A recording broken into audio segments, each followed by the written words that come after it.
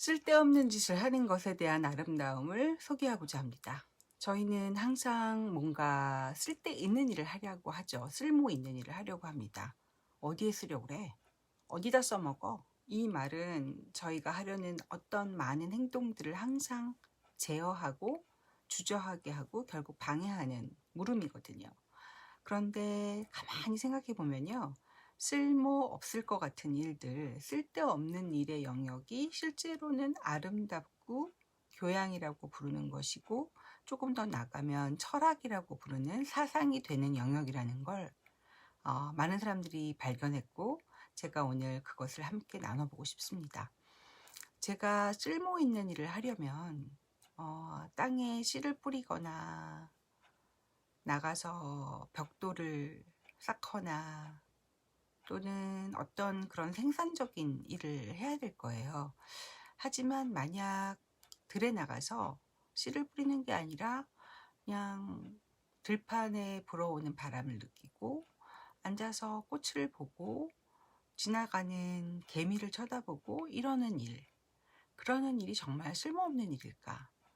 나가서 그냥 하염없이 걸어 다니는 일, 그것이 과연 쓸모없는 일일까? 10분이면 지하철로 움직일 수 있는 거리를 1시간에 걸쳐서 걸어가는 일. 운동의 목적이 아니라 그냥 좋아서, 걷는 게 좋아서 하는 것. 그건 과연 쓸모없고 쓸데없어서 낭비인 것일까를 한번 생각해 보는 거죠. 뭐 멀리 갈 필요도 없고 모두들 다 아는 뭐 위인의 얘기나 그런 이야기를 할 필요도 없이 저는 가만히 제 역사만 뒤돌아봐도 제가 그렇게 그냥 좋아서 쓸모는 없고 쓸데는 없지만 그냥 하고 싶어서 한 일들이 오히려 제 성장에 큰 도움을 주었다는 것을 알게 됐습니다.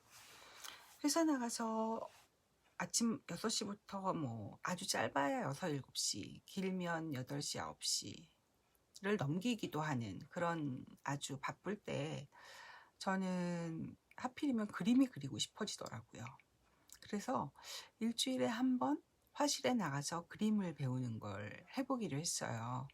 그 얘기를 듣고 나니까 제 주변 동료들이 다 영어 학원도 아니고 중국어 학원도 아니고 아니 왜 그림을 갑자기 이 나이에 하시느냐. 지금은 뭐 취미에 대한 생각들이 굉장히 많을 때이고 그리고 그것이 널리 받아들여져 있으니까 참 다행인데 제가 그걸 시도했을 때는 이미 15년 전이네요. 15년 전이에요.